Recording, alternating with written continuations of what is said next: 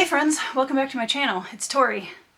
We're going to talk about all the books I read in March. So every once in a while I have a month where I don't know what happens. It's like the reading switches all get turned on, the timing just works out, and I'm able to blaze through quite a few books. So let's talk about these books, because not only did I read quite a few books in the month of March, but I had some really stellar, phenomenal reads. So one of the big factors for this month in how much I got read was the fact that I was in a competitive readathon over on the Keymark Discord, and I ended up reading 5 books for the readathon and then an extra 5 books because I got in a groove and I couldn't stop reading. And I had some extra time this month because I was sick and I didn't have a computer for 2 weeks, so it just kind of worked out. As always, if you want to check out my Goodreads reviews or ratings for any of these things, go down in the description box below. You can find a link to my Goodreads there. And I have written reviews for most of the books that I read this month. There's a couple that I still haven't written yet. I started off the month with A Quiet Vengeance by Tim Hardy. This book has been on my list for quite a while. It was one of my priority reads for 2025. And one of the things that I really, really liked about this book that I thought Tim Hardy did a phenomenal job with was the world building.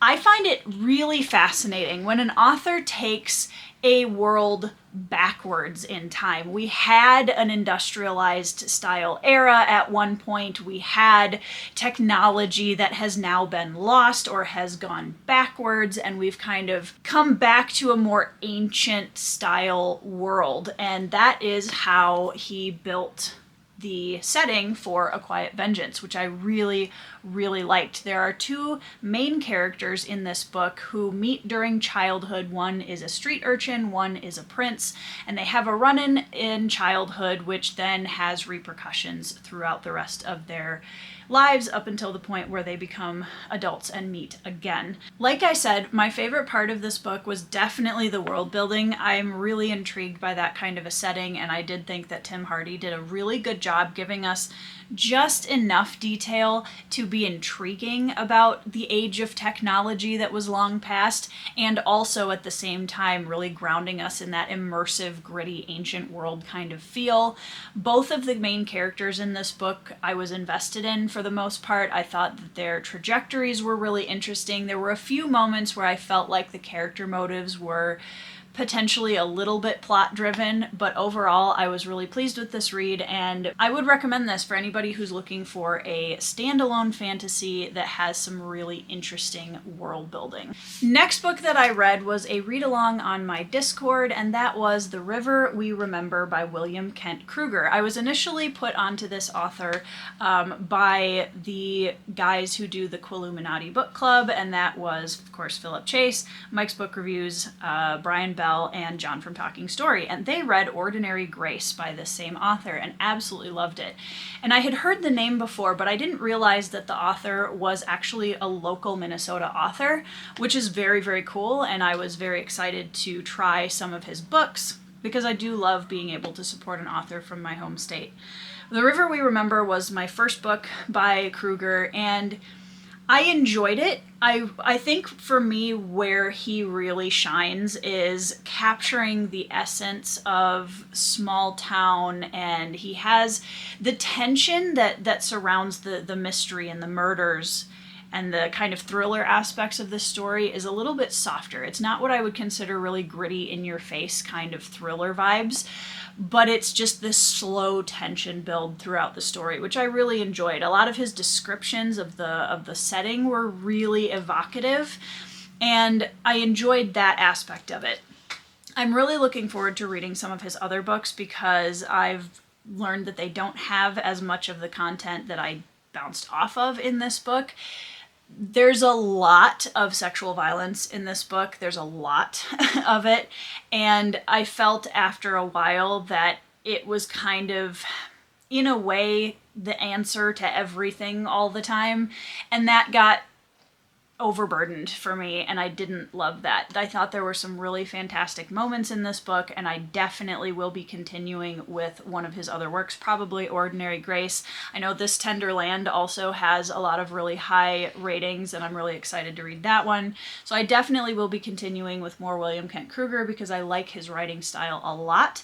It was just that this book specifically leaned a little bit too heavily on content that I didn't love. So I finished The River We Remember one evening in March and immediately just started randomly reading a book on my Kindle that I had randomly downloaded from Kindle Unlimited a few weeks back as I've been trying to get into more thriller. I also enjoy a good post-apocalyptic story, and this one just for whatever reason grabbed my attention, and that is Edge of Collapse by Kyla Stone. This is a indie mystery thriller post-apocalyptic story about a young woman who has been kidnapped and held against her will for the past 5 years. And she is in a really, really horrific situation, and she is obviously being abused by the man who is holding her hostage, which the beginning of the book was really hard to read. So I will say, for anybody who's interested in checking this out, please go into it eyes wide open, being aware that the first part of this book and some of the themes throughout are very difficult to read. That being said, I couldn't put it down. It was gripping for me from the very beginning because this woman who's being held hostage, all of a sudden the power grid goes down. So obviously the doors keeping her captive are now open. She treks out into the wilderness to try to get away from her captor, unaware of the wider crisis going on because of the power grid being down, and she ends up running into another person who is trying to kind of stay on his own and is a bit of a loner. All the while, the horrible, awful, I don't even want to say human, that was holding her hostage is on the path after them. And it's really hard to put down. I started reading it in the evening and I didn't go to bed until about 2 or 3 in the morning because I could not put this book down and I had to know how it ended. It's not the deepest thing I've ever read, but I think that Kyla Stone did a phenomenal job hooking the reader into the story, providing sympathetic characters, and just running with it. They're not very long books, and this one certainly kept my attention for the full length of its pages, and I do intend to continue on with the series because the story ends on a little bit of a cliffhanger, and there are other characters attached to the ones we meet in this first book that their stories are followed in the rest of the series. I'm looking forward to seeing what Kyla Stone does next because she definitely knows how to provide a very clear, very straightforward, tense, and gripping story. Next up is one of my contenders for Book of the Month, and that is The Company by K.J. Parker. This book surprised me in all of the best ways. This was my first K.J. Parker read. He is an author that I know Alan from the Library of Alexandria has been a huge fan of for a long time. And this was the one that a lot of people who know me and my taste recommended as a place to start. This is the story of a group of men who were basically the frontline squad for the war that they participated in. It's a miracle that they're still alive. They survived a whole bunch of military conflicts through their time in their army, and most of them went home to quote-unquote retire until the leader of the squad, Kunessen, comes back, and he's got this idea that they're going to go live on an island away from everyone else and build a utopia because he can't let go of the idea of the squad being together. And this book showcases for me how much my reading taste has expanded in the last 5 years, especially the last 1 to 2 years, because this is the kind of book that I wouldn't necessarily be able to recommend to a lot of mainstream fantasy readers because it is incredibly slow burn. It is very character focused, and it is just not your typical, it's not even really a fantasy. It's a fantasy, but there isn't really any magic in it. It's more like an alternate history kind of feel. The characters are so interesting, and each one of them is so terribly flawed and also has just enough to them that makes you want them to do the right thing or want to do something different or want to succeed, depending on which character it is. And the dynamic between all of the characters and the way that the backstory of this squad of characters unfolds throughout the novel is just chef's kiss. And also, let's talk about prose for a minute, because KJ Parker has some absolutely mind-blowing prose in this book. And I love running into books where I have to stop and reread a section or a paragraph or even a line and say, oof, I want to write like that. That's such a cool experience as an author, to run across other authors who make you immediately stop and want to do better with your own work.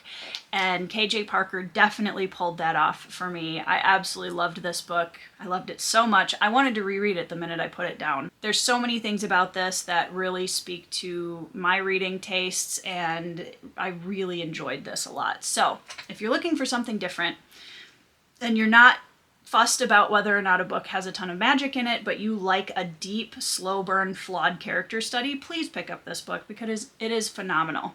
Next up, I read Riven Earth by Zamar Amr, which is book 1 in the Book of Astea. It is a duology, and I've had this one on my priority reads since last fall, I think, and was so excited to finally get to it. The prologue of this book, you guys, absolutely blew my mind. We open into a world that is literally on fire, and there is a battle going on between the dryads and the humans are trying to burn down these massive world trees that the dryads call home and pull magic from, and there's a interconnected magic between all of these trees, and it is so intense and it is so gripping, and the characters come flying off the page. The way that Zamar writes dryads, first of all, that's a fantasy creature that I don't see in a lot of fantasy, and I'm starting to wonder why after reading this book, because what he does with them, both from a cultural standpoint, from just a physicality standpoint, and their magic and the abilities that they have, is so interesting. It's so good.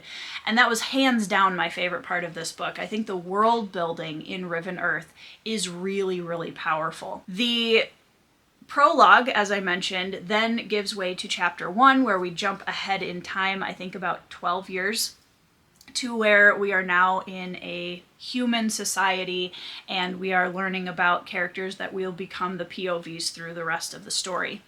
And one of the things that I struggled with in that aspect was that I felt like the prologue promised a story that the rest of the book didn't necessarily deliver on. I did have a hard time connecting with some of the POV characters. And again, like I said, the world building aspects of this story to me is where the magic really, really lies, because I think the world that Zamar has created here is so unique and fresh and interesting that I'd love to see more and deeper exploration of it. I do intend to continue with book 2 to see how I feel about that one, because I have heard that it expands even more into a lot of the stuff that was introduced in the prologue, and that slowly builds up during book 1. Looking forward to reading book 2 at some point in the future, and finally got to this book, which has been on my priority reads, like I said, for way too long. Next up, I read Children of Gods and Fighting Men by Shauna Lawless. This is book 1 in the Gale Song trilogy, and it is a historical fantasy about ancient Ireland. And Shauna, I was expecting this to be a good book, because I've heard a lot of really high praise for it. I don't know, somehow Shauna both met and also blew away my expectations, which was such an awesome experience. I love historical fantasy, and in this book we follow two women who are both have magical abilities. and they're both trying to hide it, which I think is it's a cool premise. I like that immediately. We follow Gormla, who is one of the last of a dying race of fire wielders, and she's been described by a lot of people as kind of a Cersei Lannister-esque character. I haven't read the whole trilogy yet, and apparently, there's things I don't know. But honestly, I found her character still to be very layered and compelling and intriguing, even though she is a very dark, manipulative character. I really enjoyed her POV because there was just so much to it, and so many layers, and so many conflicting motives and things that were happening. I really enjoyed that. The other POV is Fula, a young woman who goes out amongst the humans even though she is very afraid of them, and she's trying to protect her nephew after he is born and has to go out and live among the humans, and she gets kind of caught up in the conflict that's bubbling to the surface on the opposite side of Gormla. And Shauna's writing style is so effortless. It's so easy to get sucked into the story and really immersed, and it's such a grounded storytelling style, which I really, really appreciated. The characters were really compelling. There were characters in this that I really, really hated. There were some characters that I was really invested in and excited about their, the relationships and the dynamics between them and the other characters, and between them and the conflict that is building. And I cannot wait to continue this trilogy. I think Shauna did an absolutely fantastic job with this genre, and I would highly recommend this for anybody who enjoys reading historical fantasy. Next, you guys know, if you've been around my channel for the last month or so, that I was very excited about a certain book that was being released in March, and that was the Hunger Games book Sunrise on the Reaping by Suzanne Collins. I mentioned in that video that I have been wanting a Hamish Abernathy backstory book for literally a decade, and I was so excited when I saw that it was coming out. I hadn't read The Ballad of Songbirds and Snakes yet, and I was really going back and forth on whether or not I cared enough to read it, or if I felt like I wanted to have the experience of having read all of the Hunger Games books just to see what it was about. I'd heard not a lot of fantastic reviews about it, but I often have different opinions than my peers on books, so I thought, well, let's go to the library, let's check out this book, and let's read The Ballad of Songbirds and Snakes by Suzanne Collins. So, this book, I have so many thoughts on this book. I was so disappointed, you guys. I'm just going to get that out of the way right away. I did not love this book. I thought it was kind of obtuse. I thought that it included a lot of information that we really didn't care about or need. Snow isn't a character I ever needed a backstory on. And I honestly don't think that she accomplished anything by giving it to us. I didn't find this to connect to the character that we meet in the Hunger Games trilogy of President Snow really very well. There were some characters that she did some things with that I felt like actually completely assassinated things that happened, or characters that we meet in the original trilogy. The romance in this book was just so forced and cliched, and felt like we'd already read aspects of it, and it was just kind of, certain things felt like she was just trying to do a weird repeat but different. I don't know. It was not a good book, you guys. This book was longer than any of the original trilogy books, and in my opinion, I got half, if that, probably a quarter, not even. I don't know, we're just dropping fractions here, like a tenth of the enjoyment that I got out of the original trilogy. I think that her character work in this was really weak. And I know I'm being really, really hard on this. Bear with me. I hated this book. It was awful. I didn't like it. I don't think that it is a necessary read for people that enjoy the Hunger Games universe. So if you've been on the fence about this, maybe you'll have a different experience than I do. I know there are some people that enjoyed this book, but for me, I just feel like this is a very weak, unnecessary installment in the series. So that's all I have to say about that. More on the Hunger Games series later.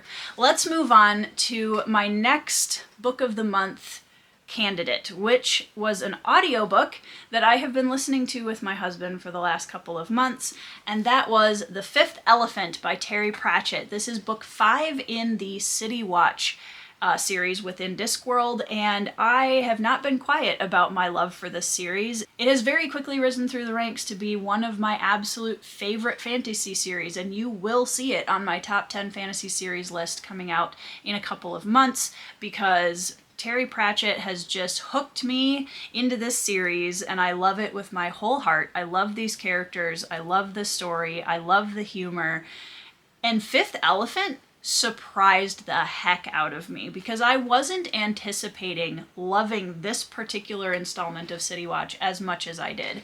This is my second favorite City Watch book, guys. I loved this book. The romance between Sam Vimes and Sybil, which you find out about, or it's hinted at very, very early on in the first book, so that's not really a spoiler, is so incredibly wholesome. This is the kind of relationship, this is the kind of romance that I love to read in fantasy. It doesn't always have to be an established couple, like Sam and Sybil have been, married for a little while in this book. It doesn't always have to be the mature, settled marriages, but just the type of tone that their romance embodies makes me so happy. I was so in love with their love through this entire book and how they counteract each other, and it's absolutely delightful. And of course, my boy Sergeant Detritus, the troll, is now my favorite character in the City Watch. He's up on my favorite characters in fantasy list. I love him. We get some insight into a different nation, Uberwald, which basically is kind of a Transylvania backdrop. We have the werewolves, we have the vampires, and Sam Vimes and a small squad of his City Watch characters get dropped into the middle of a conflict, a civil war-ish, a subtle civil war, if you will. And I loved this book. This was, I would say, one of the most linear plot lines I have read within the City Watch books so far. I thought it was really well paced and the tension was great. There were some absolutely phenomenal character moments in this story. I loved it so much. I cannot wait to continue the City Watch. I love this series with my whole heart and soul. And once again, because it's obligatory at this point, I listened to the audiobook by John Culshaw, featuring the voices of Bill Nye and Peter Serafinowicz, which, in my opinion, if you like audiobooks at all, even a little bit, and even if you don't and you're just interested in trying one, you cannot go wrong with the City Watch audiobooks by John Culshaw. They're brilliant. They're absolutely brilliant. I cannot hear the character voices any other way. Absolutely loved it. So, Fifth Elephant, down. Now I only have 3 more City Watch books, and that kind of makes me sad. Next up, I continued another series that is a massive favorite of my husband's, and that is The Hod King, which is book 3 in the Books of Babel series by Josiah Bancroft. My husband binged these books last year. I haven't seen him binge a series this fast in ages, and he absolutely loves this series. And so I told him that I was going to prioritize reading through it last year and this year, and I have finished 3 out of 4 books. The Hod King is my favorite of the 3 so far, which was a lot of people's predictions, and I think a big part of that, and of course I'm not going to give spoilers for this book if you haven't read the series, the reveals and some of the payoffs that we get in this book, I really feel are worth the time you spend with the characters. And as basic as that sounds, I don't feel that in a lot of fantasy series. And I think Josiah Bancroft really knows these characters, and he has done such a good job layering them in such a way that each one of them has so much to offer a reader in terms of tension, in terms of payoffs, in terms of an arc of these different characters. He doesn't just give us static characters. These are characters that grow and learn and try and fail and succeed and try and fail again. This man can write, and I am constantly amazed in every single book I've read of this series so far how good his prose is. It's so lyrical and beautiful, but it never hits, for me at least, it never hits a point where it's overburdened or too purple. Ironically, the cover of the book is purple, but his prose isn't. It walks that line of beautiful lyrical prose and storytelling without ever falling over to the wrong side. And I'm so impressed by that. There's so many quotes and prose moments that I've tabbed in this book. I'm invested in these characters. I am very curious to see how Bancroft chooses to end the series, because he's left a lot of these characters in very precarious positions, and a lot of relationships are hanging by threads, or they're, kind of up in the air. We don't know how is he going to pull this out of the hat? What is he going to do in the final book?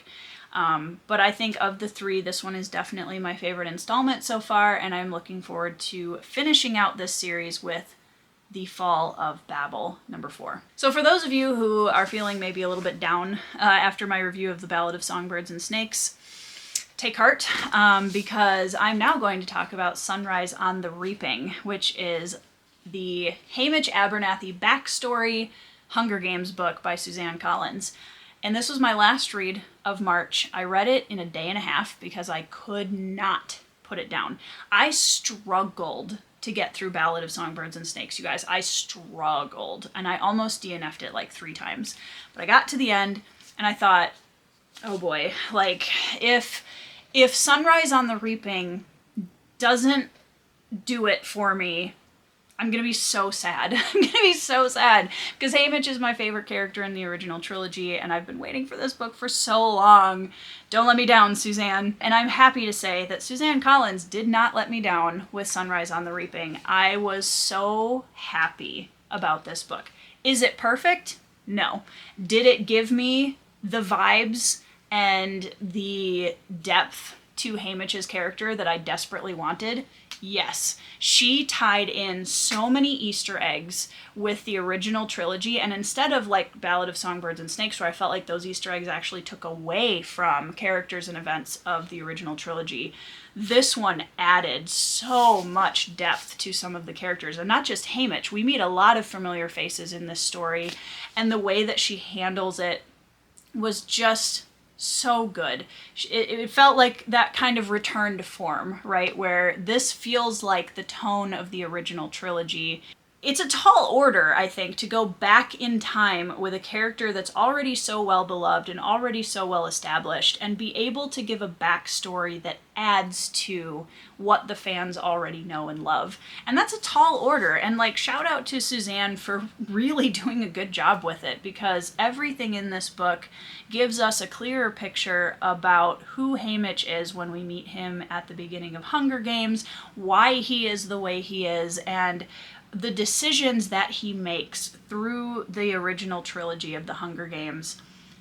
They have more meaning and more depth after reading this book, and some of the other characters that we meet, specifically some of the other victors that we meet in the original trilogy, also get a lot of depth added to them and more weight to the decisions that are made again in the first trilogy, and I couldn't be happier with it. There were a few nitpicky things that I was like about with this book, but honestly I'm just so excited that I liked it as much as I did. I really loved this book. I really loved Hamish felt like Hamish, and that was really the biggest criteria for me, is give me a story about Hamish Abernathy that still feels like Hamish, that gives more weight and depth to him as a character. You already know the ending, and that's, I think, one of the cool things about stories like this, is the tension is it's a completely different type of tension, right? Because you already know how the game is going to end. You already know who's going to die. You already know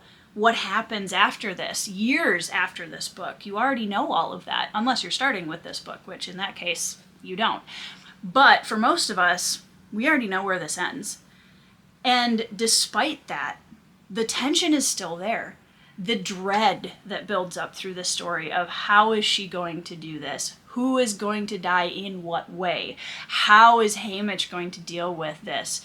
Like, who are his allies? How does he deal with the arena and the games that he's in? And I just thought she did a phenomenal job with it. I love this book. I can't wait to reread it. and I'm very, very, very pleased to say that I wholeheartedly approve of Sunrise on the Reaping. Alright guys, I need to go get a drink of water because that was a lot of reviews in one video, and I had such a good reading month this month. I really, really did. I could not be happier with the variety and the level of reads that I had this month for the most part. I really had a great time. There were a couple of books that didn't land with me quite as well, but overall, I had some really stellar reads this month. And my book of the month, I won't keep you guys waiting anymore, my book of the month is The Fifth Elephant by Terry Pratchett. But to be honest, there were like 4 contenders this month, so this was a really, really tough decision to figure out which one was on top. But at the end of the day, I have to give it to Fifth Elephant, and just Terry Pratchett continues to amaze, delight, and inspire me with his fantasy storytelling. So please go down in the comments below and let me know how your reads were in March. I want to know what your favorite books were, what you got up to, and let me know if any of the books that I talked about you've had experience with, what you thought.